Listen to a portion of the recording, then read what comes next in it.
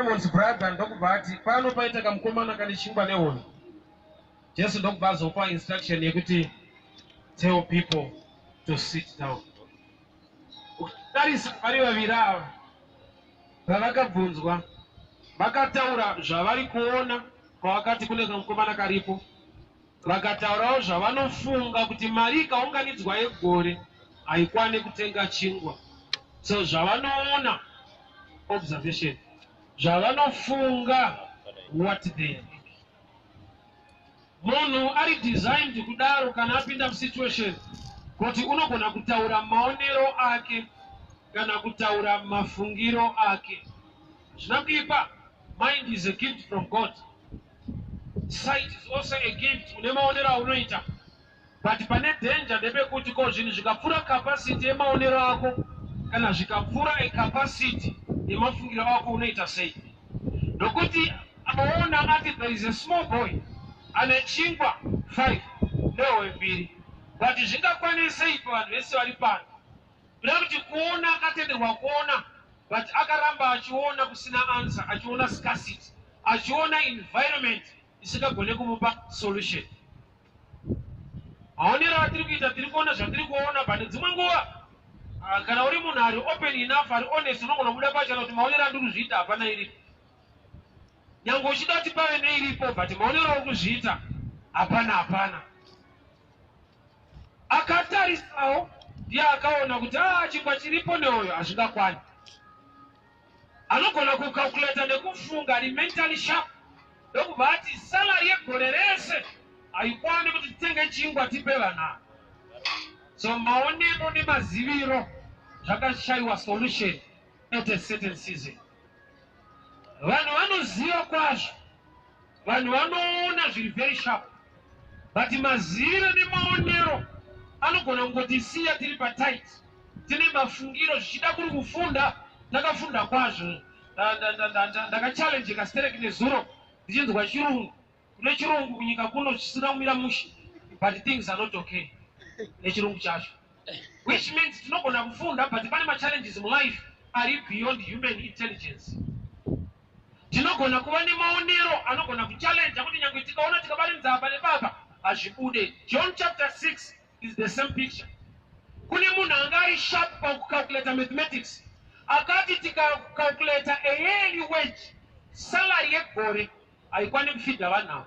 Kugona maths, kuona kuti munhu pamwedzi anohora mari, obva azoti pagore, obva azviweka, odivide nenhamba yevanhu 5,000 varipo, obva ati maths yacho haikwani. He was so intelligent in mathematics. Yet people were still hungry in face of a man who is so intelligent. Challenge muupenyu inosvika palevel iyoyo yokuti no matter how brilliant we are mentally, kana how sharp we are pakuona zvinhu, nguva inongoda kuti dai Mwari watiitira nyasha. Nonga kana munguva yatiri vakafunda vanodawo kuti Mwari atiitire nyasha. Vanonyatsoona vakangwara vari kuti zvinoda Mwari ichi. Which means life inokusvitsa palevel iyoyo yekuti kuweka uchigona, but kana ukakalkuleta salary yegore vanhu varipo kuti titenge chingwa hachikwani. But vanhu vane nzara. Nzara yasvika beyond mathematics. Nzara yasvika beyond how sharp people can think or see. I'm sure it's the same scenario in our nation, in our lives. Kuti there are times yekuti ukaweka yako salary ukaitarisa nemachallenges aunofesa, ndakagomati nhamo yandinayo haisi size yangu, which is true. Nhamo inogona kukurova iri yesize hombe chaiyo uri mupani. Hazvipindirani zera rako nenhamo yako, hazvipindirani, but ndo iripo. Kuchirungu taiti improper fraction, kuti kanhamba kadiki kanobereka hombe, kuti ka3 yakada kuchengeta vana 8, improper fraction haibudi. But thank God, akabvunza Bible rinoti waiziva zvaari kuda kuita. I want to help you people. Mwari unoziva zvaari kuda kuita. Tingangodaro tapererwa, tingangodaro tikamafungire nekungwara kwaradza kushanda, but there is God in heaven who knows what to do. Padaringa pati, Jesus knew what he was going to do. So kuvabvunza ari kuda kungova expose kuti no matter how intelligent you are, this situation you cannot handle. chirungu chati he knew what he was going to do, but he asked them. Achiziva zvaari kuda kuita, akamboti vanhu munozvionawo sei? Hazvireve kuti zvaari kuda kuita hazvigoneka akasabvunza vanhu. Kubvunza vanhu anoda kutozivisa vanhu kuti kune imwe level yechallenge yekuti munotoda kuti Mwari aone zvekuita. He knew what he was going to do, but he asked them. Vabvunzwa ndobva vaexposa kuti human intelligence cannot handle this kind of a challenge. Munyika mune maorganizations ariko, ukanetsana nadzimai unogona kuenda kuna marriage counselor. Hazvireva kuti yake imba iri right akushanda ikoko, zvinoreva kuti akapasa zvidzidzo zvacho ikoko. Anogona kutoneswawo nemurume iye basa rake ari marriage counselor. Why? Nokuti challenge mupamarket house. Uyu kana ari counselor anokuudza zvinoitwa mumarriage. Manje kana wako murume akaenda manotsi ashande. It's beyond human intelligence. It needs God. Uye zvaunogona kuudzwa maringe kutichwa economics nebudget. Kana uchihora yakati unoweka so. Zvasvika palevel yekuti yaunohora yacho hausi kuiwana. Haiwekeke. Budget haiitike. Ino budget iripo wakuru. Kana isiri kutombobatika budget yake kungoti ameno iko. So my challenges in life, they can rise to such a level. Yekuti human intelligence and ability cannot sustain men. Tikadzoka newe kuEgypt, Bible rinoti, at a certain time, money found in Egypt. Anga drought yakaramba iriko. Vanhu vakauya vakatenga shibake.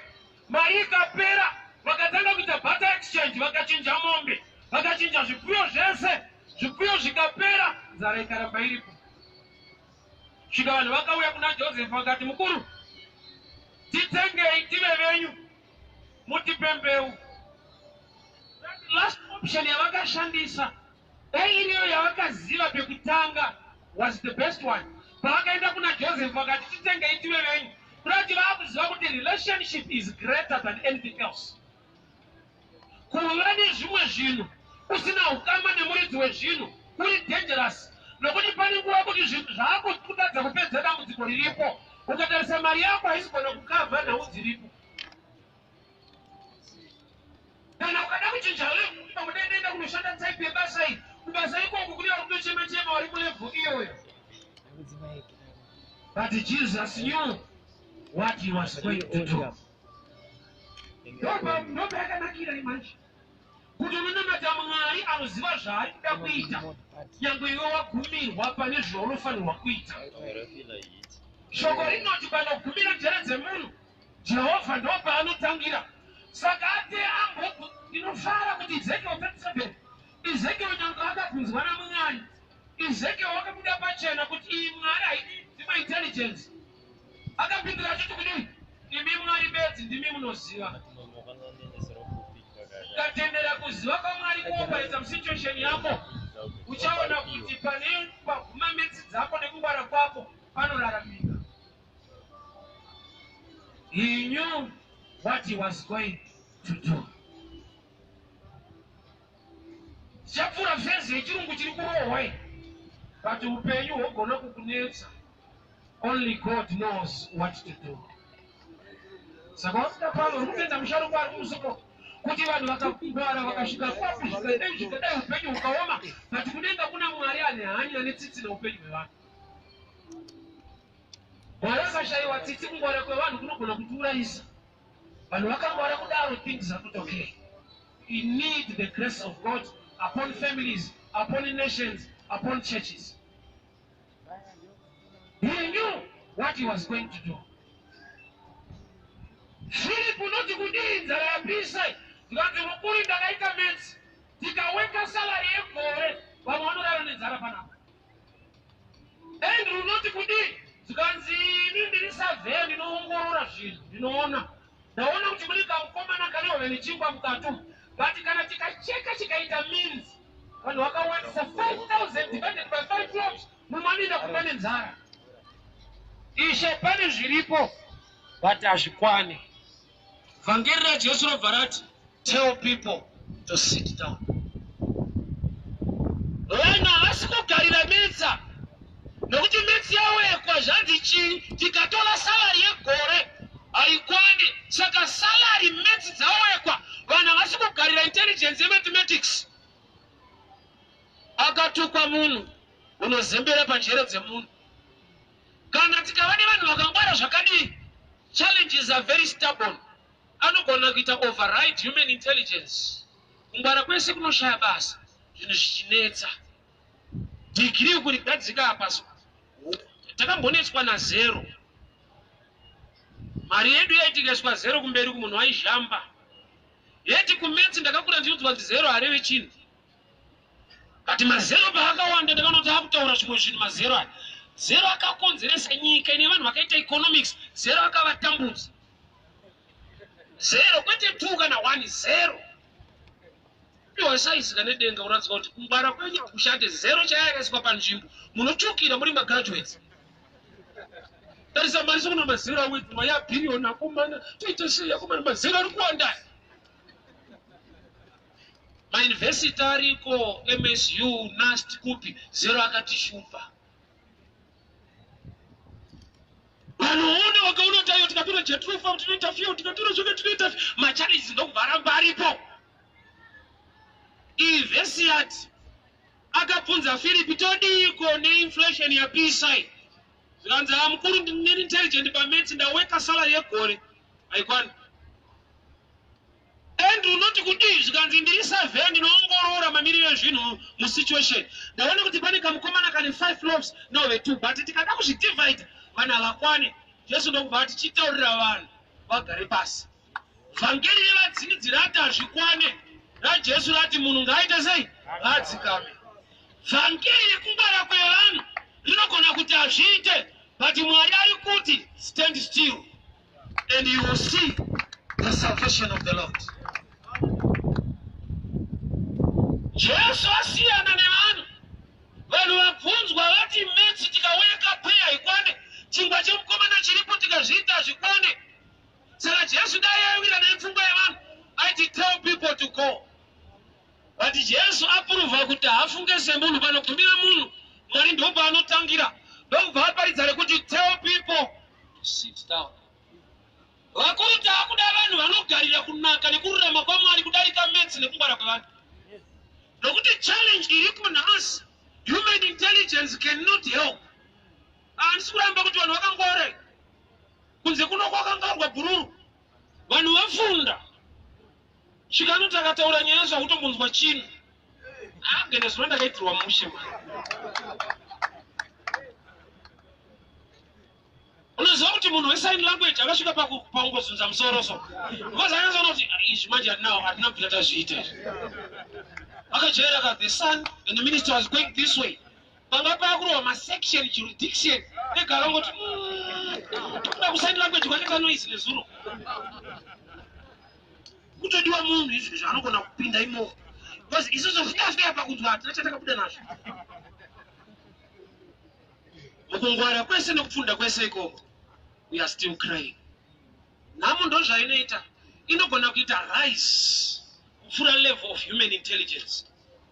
Akuru chinotipa kurarama nechinotipa upenyu ndimwari. Ukavimba nemunhu wairasa, akangwara muchiona zvachaita, akangwara muchiona zvachaita, situation inogona kusimuka kudarika. Zvanzi nemukuru anoita maths Philip, ndaweka yearly wage, salary yegore, tikada kuitenga chingwa munhu ari pano hacho. That's inflation at its best. Kuti chaiye akafunda anokudza kuti panofamba munhu.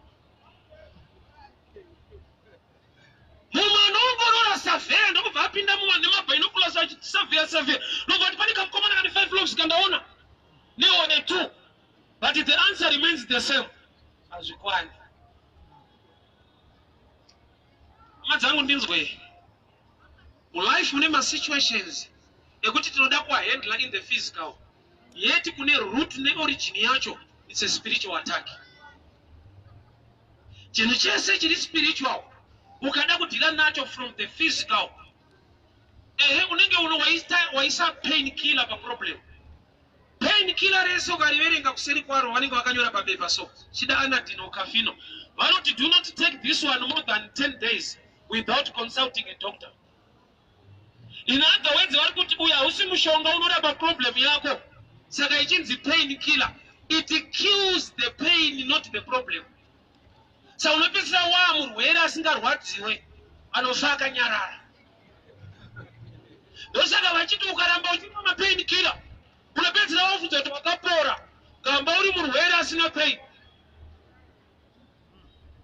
So do not take this for more than 10 days without consulting a doctor. Doctor ndiye anozoverify nekuongorora kuti chirwere ndechipi ichi, nokuti munhu wese anogona kuva nemasymptoms of a disease, but masymptoms nekuti hatina kufunda medical side, they are also a disease. Munhu ane TB anogona kukosora. TB hachisi chikosoro.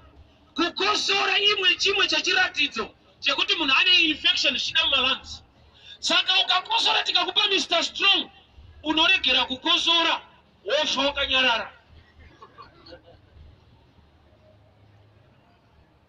Hear me very well. So human intelligence, which is a gift and which is good. But the problem is some challenges are spiritual. Chinhu chese ukadila nacho from the top usina kudila from the root, unaita a temporal answer.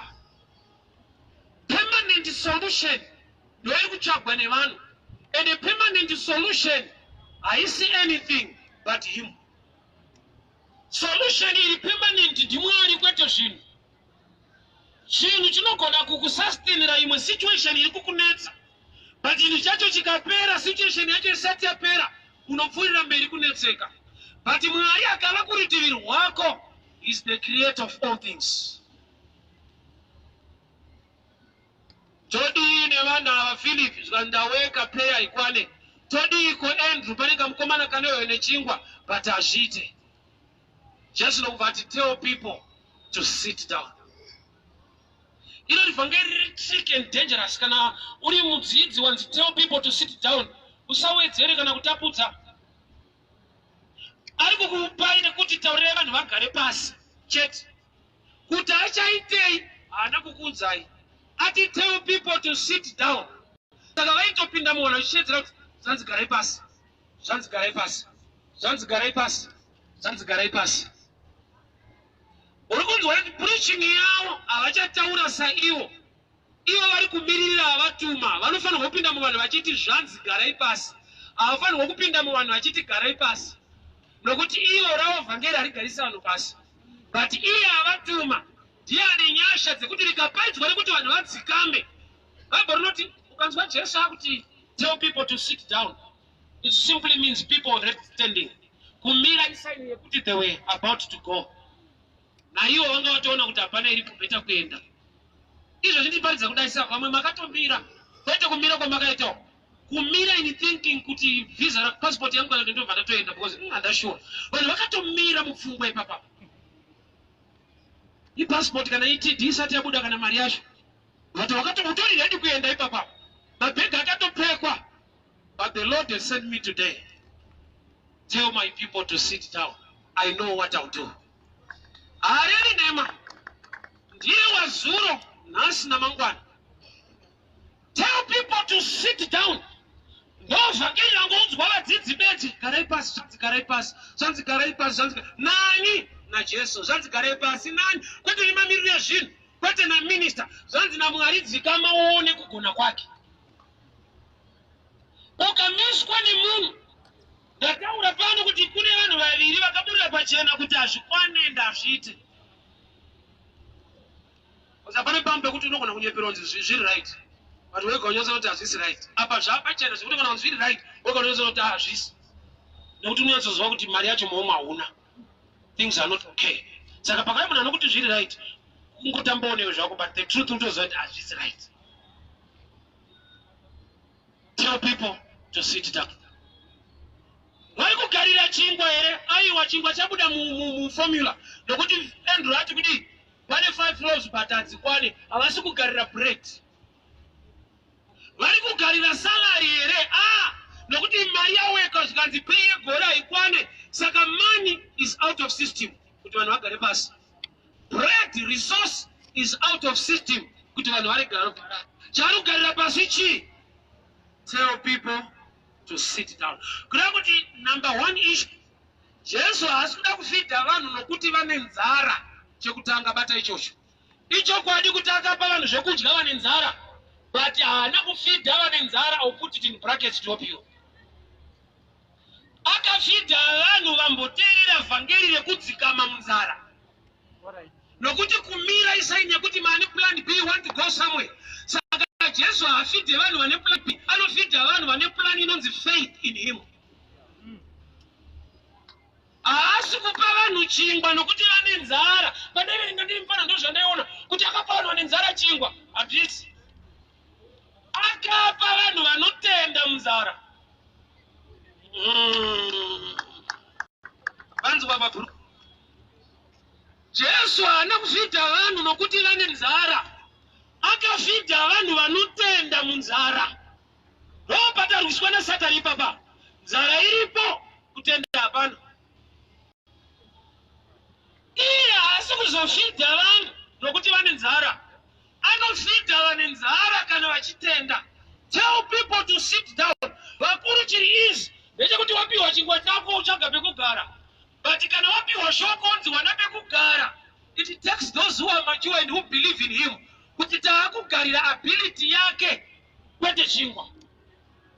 Izwaga kana vanhu vane nzara vakamira ukavagovera chingwa, it's easy. Vanotsvaga pekugara kuti vadye. RaJesu manje, tell people to sit down. Munzara imomo munhu ngaateerere Jehovha. Munzara imomo munhu ngaateerere Mwari. Problem yedu ndeyekuti tine nzara. Atokaka hatidi, tinoda munana waari kuda kuita. Saka uchiona mazuva ano chechi dzazara. Kwete kingdom church. Vanhu vanzara. Saka vari kuenda kune chingwa. Nokuti kune vamukawo zvipembenene vari kufidha vanhu kwete mushando. Come and receive your house, come and receive your car. Unofa hwese ukanzwa kuti kuri kupiwa mabasa, unoenda kwete muna Mwari ikoko. Nzara inogona kucreate an atmosphere yevanhu vanofunga kuti mabelievers, but vari vanhu vekuti havana option. Jesu haasi kutsvaka problem yaprodigal son. Chakamudzora kumba inzara kwete relationship. That's why paakadzoka akati musanditore semwana, ndabasa neukama nemi, pandadzokerera chi? Nzara inogona kurunza munhu muchechi.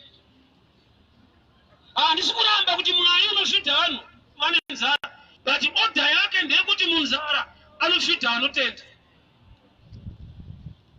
Prodigal son wadzokererei chikafu. Ukama, I don't care. Musanditore semwana. Relationship is off. Why are you back? I'm hungry. Hunger can bring people to church, not to God. Uyu akadzoka kumba kwete kuna baba. Haana kudzoka muukama nababa. Akadzoka pamba pababa. Anoda zvinodyiwa kwete ukama neachamudyisa. Hunger inogona kuzadza vanhu muchechi. Urova unogona kuzadza vanhu kuchechi. Chakaita kuti Mwari atiparidzai vhangeri vanhu vatendeuke vauye kwandiri. Angaziva kuti nzara nekuteutsa ingangokupinza chechi. Chinoita kuti utendeuke ivhangeri raKristu. Ndakanzwa dzimwe hama dzangu setukani. Isati tezvekufamba muchiparidza zvamunoita izvi. Zvikakunena wega uchauya kusowe kwedu. They think hunger will bring people to Christ. No.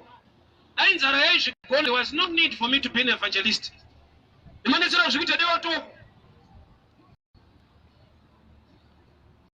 Situation. And you need to draw people to God. Church can be full of people.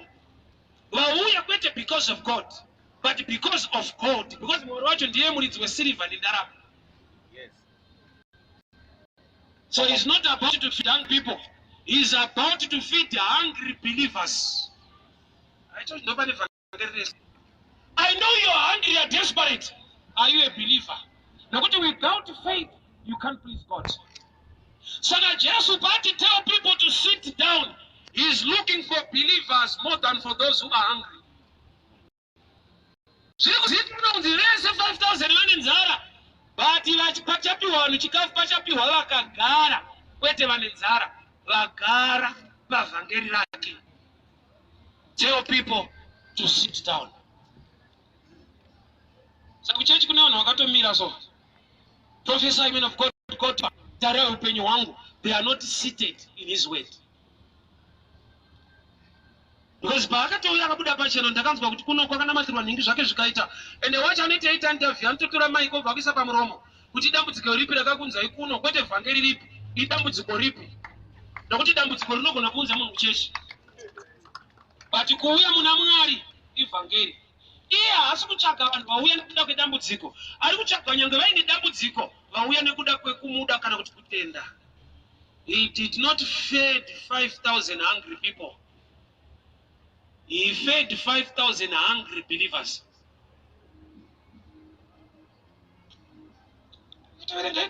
Jesus fed 5,000.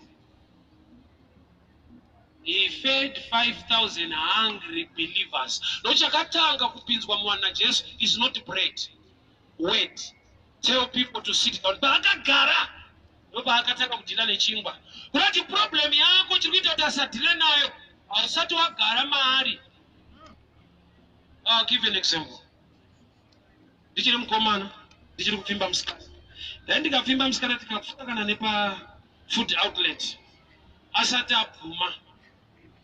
Akati ndambopinda mukati ndaimirira panze. Nokuti ndaitya kuti tikapinda tese ndikarohwa cash, marikavhari anonetsa. Nokuti asati abvuma. Apedza kudya, just imagine. Over to just be my friend. Yato noise. Rutuda zvelove wangotiwo friend. What went? Saka kuti tiregere kuita noise. Ndokuda akati hongu topinda. Ndiri kudyiwa nemusikana wangu kwete achazova. Why? Nokuti handidi noise. Mwari havana kufidha vanhu muEgypt. Akafidha vanhu murenje vabuda muEgypt. Nokuti pavakabuda muEgypt, isaini yekuti vari kutenda kufamba naMwari. So ukava wake, he takes care. Ukava ne problem, he is not designed to take care of your problem. He is designed to take care ye problem kana mane relationship. No core business yedu ye preaching.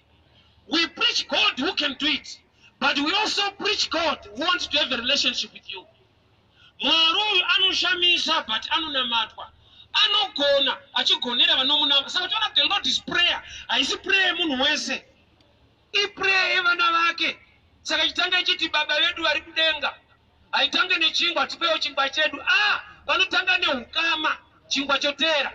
Challenge yedu takainga chingwa. So we are still prodigal even at home. That's why there is need to preach the gospel of the kingdom in a church. Jesu paakauya achiparidza umambo hwaMwari aienda kupi mumasinagoge. Why? People were already in church but they were not yet in the kingdom. And Jesu unoti ndakainga vakarasika. Bhaibheri rinoti setsika yake musi weSabata aipinda mumasinagoge achiparidza. Kurati vakarasika aivaona kupi? Why? Nokuti kurasika zvireva kusaenda kuchechi. Kurasika zvinoreva kusava mukingdom even uri muchechi. Mwari pavakatsvaga Adamu vakatanga kumutsvaga panze. Unogona kurasikira imomo. Unogona kutoshayikwa urimo. Munonzi mukingdom muri spiritual realm. Munonzi muchechi muphysical realm. Adamu paakashayikwa anga ari mugarden but achishayikwa kwete abuda. Nokuti paakazotukwa ndo paakaburitswa. Kureva kuti unogona kushayikwa usati wabuda. Uri kuangirikani so uri kutotsvakwa. Kuda kutaura kuti zayoja so Mwari atotidetsana vana mati. Why? Nokuti unopinda chechi. Those are stages and levels we need to preach to people the kingdom of God. Jesu haasi kuda kufidha vanhu nokuti vane nzara. He wants to feed hungry believers. Saka vhangeri rake haritange ne increase of bread. Rinotanga ne-command, tell people to sit down. Munzara imomo vakuru Mwari uyakuda kuteererwa. Mukubroka ikoko. God wants you to fear him. Musituation yese, Mwari anoda kuti umutye umunamate. But unongochikoti handakamirira ngonamatira vanofundisi, ngonamatira pamwe zvangu zvingachinje. Haachinje zvemunhu wese wese. Anochinja zvevanhu vaakachinja.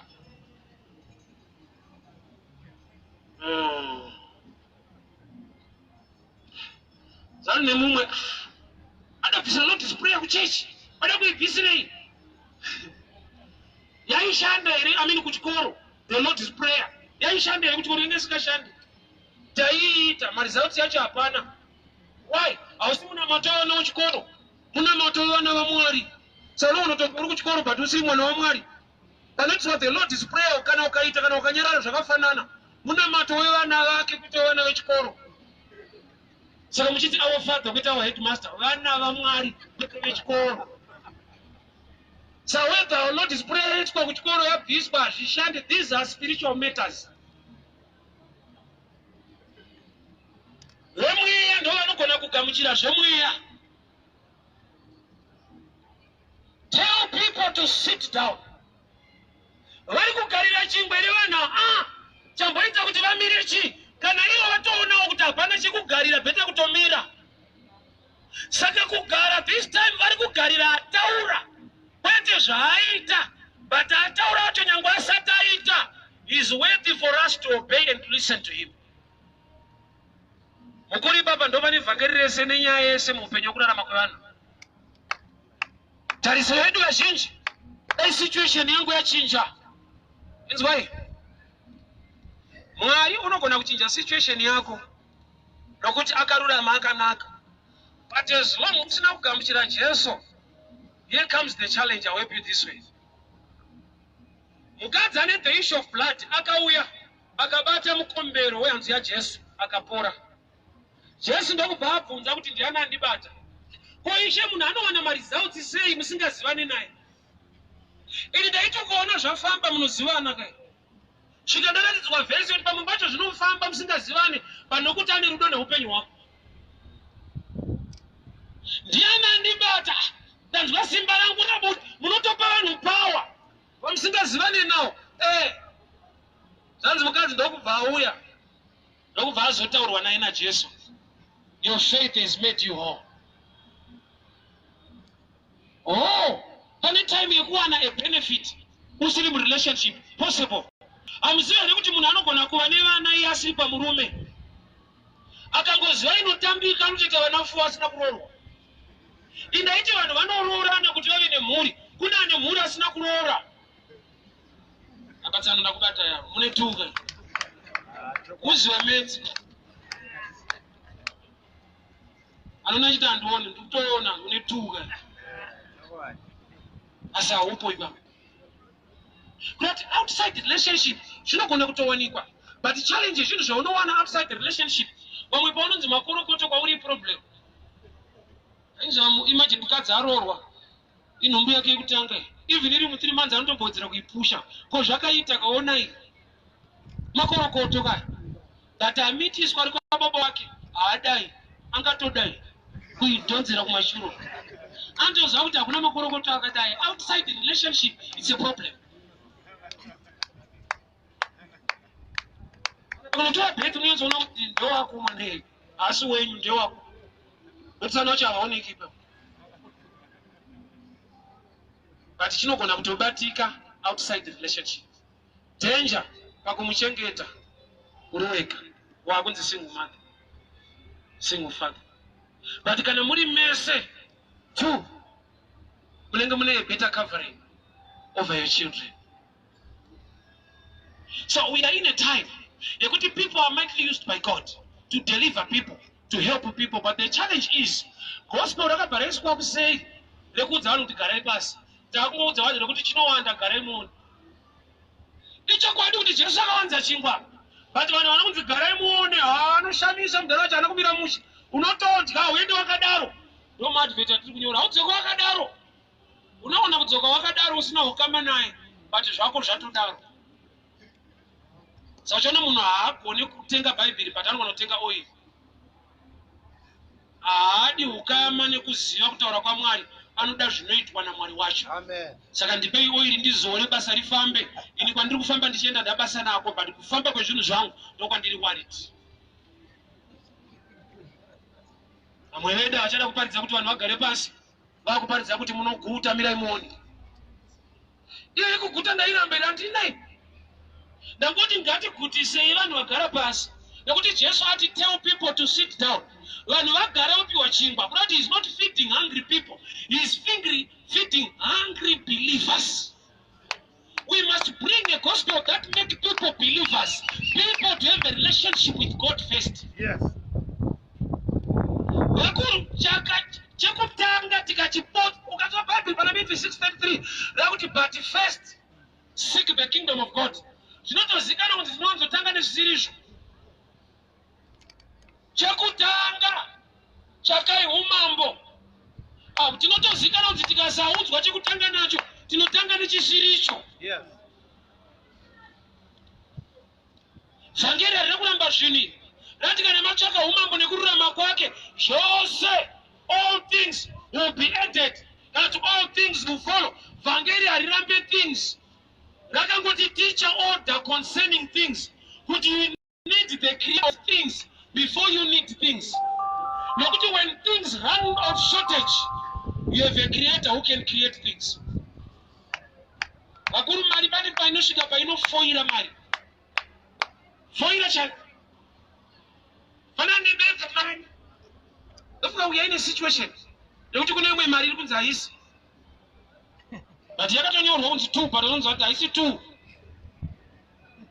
Mari inofanira kuti ikanyorwa kunzi 5 yotenga zve 5. Upenda unakumira moshi. Imwe yakanzi 2 haisi 2. Ine red, iyo iri 2. Mutu imwe mwe red. Inda, these are situations we are facing. Human intelligence cannot sustain us anymore. Iyo munyika muno munhu akafunda blue. Pano chapavana kana vanhu madegree pano. But we are living in a time. Yatava kuda Jesu anoti varume garai pasi. I need to feed you. You can no longer feed yourself with your work salary yemwedzi wese. Kana Philippi kwani. Zana Andrew pane kamukomana kane chingwa ne 2 loaves ende futa zvikwane. Kamukomana kaonekwa kane chingwa ne 2 loaves ndiwe unaidzi 5 it. Nemaoko maira uri kuedza kufunga nekushanda zviri kuramba. Iwe kamukomana kakaonekwa iwewe ndiwe. Zanzi pane kamukomana apa kane tinodhonza ende kari kuita basa but no profit. Muri kurara nenzara uchikanda. Saka Jesu ati tell my people to sit down. I know what I'm going to do. Saka kugara pasi, we are waiting upon the Lord. And I've come to assure you, he is able. Ruoko rwa Jehovha harina kupfupika. Jesu paakaberekwa the local people havana kumupa zvipo. Mwari akakoza the wise men to come from the east. Vakauya nemagifts. Which means kana taisa life yedu muna Mwari, our help will never come from east, west or south. It will come from above. And uku kuri reliable than east or west. Am I preaching to believers? Vakuru uku kuri reliable than kweso. Wa unotemba zvikaoma kuite. But ukazana muzwa rekodi kuti vatendeuri pa strike Mwari achakomborera. Ndani 40 years. Asana muzwa kuti kune chichi pa strike asukomborera. And clean record Jehovah. He is able. Yes. Taura pauri pa kuti he is able. He is able. Anokona Mwari. Anokona Mwari. Jehovah tiakarira. Amen. Tell people to sit down. Ko rekuti garai pasi rine iko nenzara. Zvaonekwa kuti munzara munhu wese anomira ane zvaanotsaya kuita. Kumira kuisaine kuti varume vari kumira. All right. Ati nzara haisi kupera. Varume vatsaya. Saka ishati ndaona matsaya nguva refu. Tell people to sit down. That's why I love Genesis. Mwari pavakasika muday number 6, day number 7, Sabbath. Kurati munhu haana kutanga neworking, akatanga nerest. Kuratidza kuti kana wakuita naMwari, you are at rest. Kuda kuti Adam paakazotanga kushanda, anga asingatembe mashandiro ake. Nokuti paakasikwa haana kutanga neeating. haana kutanga neworking akatodya, which means akuziva kuti kudya kwangu hakusi musweti kuri mugrace. Although I work, but handisi kurarama neworking, ndiri kurarama negrace. Although I work, life ikakusvitsa palevel iyoyo, stress inoita shoma. Don't trust in what you see. Nokuti sometimes pakaongororwa panaendro pane kamukomana kane 5 lots, brain 5 no 2 maoko kari kufunga kachibata but kakutofa nenzara, kanogaya kakangwara but kakuwara. Manyamanyaka odai chotengesa anogaya kanzwa kune zvinhu unotora otengesa, kane 5 kane 2 but kakuwara. Just know that ivava, tell them to sit down.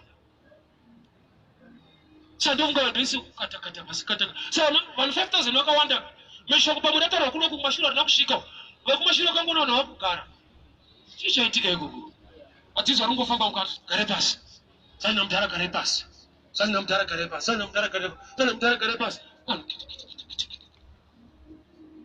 Jesu ndo vati chini pai chingwa chine mukomana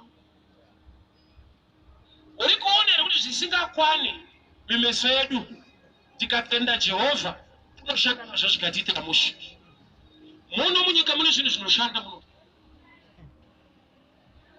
Problem yedu kumira kuda kutarisa kune dzimwe nyika muno zvinogona kutoita kudenga kuna Mwari haana kuti seek to be slaves to other nations. So we are a peculiar people, chosen generation. God loves us as a nation. Yes. Problem is we are looking somewhere.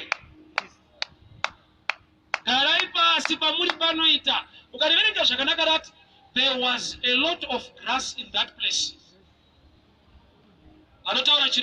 Green pastures, which means in my green pastures, people were standing.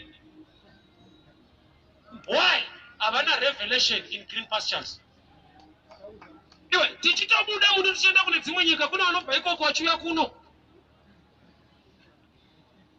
Ukaenda kuimmigration ukatobvunza kune munhu agarisa muno ari kuita business riri kufaya atogarisa adarika mazuva iyo kuti zuva riviri uri muno utonzwa kuti hasi kuita mushi.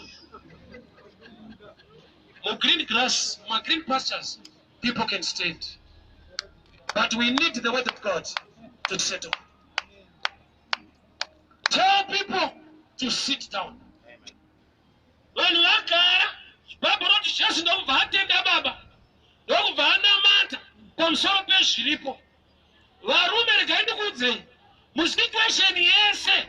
Mune zvirimo zvatisiri kuona. Zvinoonekwa naJehovha bedzi. Iyo yambonzi naEndrew ayikwane. Yori kunzi naJesu hunza isingakwane kuno. Inotokwane. Challenge yatinayo. We want to be fed because we are hungry. Jesu haana kufidha vanhu vane nzara, akafidha vanhu vanga vatenda shoko rake vaiva nenzara. Shoko rekutanga risiri kuti garai mudye, nderekuti garai. Vagara vopiwa chekudya, vakapiwa vhangeri rivagarisa ivo vaine nzara. Situation yako inoda kuti uve neukama naMwari musituation iyoyi. Challenge yako ndeyekuti unoda kuti Mwari atanga agadzirisa hanga so you can sit down. Kuita dzimwe nguva ugare wakutoenda anozviziva ka. Can I preach to people here? Kana munamba tochiti give us today our daily bread. Watanga uchiti our father, vana vacho tipewo chingwa chedu chanhasi. Vanhu vachinamata vaIsraeri vari murenje vaipiwa chingwa naMwari. Iwewe nemhuri yako muripo 6. Mwari ane mamillions evanhu aipa chingwa every morning. Funga kwako muri 6 as family angakutadzei here kana akambopa 6 million every day murenje. Pane nyaya ndepekuti anotozva kuti ukaguta uda kuenda kupi. Nokuti vamwe vedu mukaguta panapa mune noise futi. Hatina mukomana taishanda naye kuindustry. Tikatambira Friday, Monday anga asingauya. Anga asingarove by choice. Anenge atorohwa bawa. Ziso riri rakadai.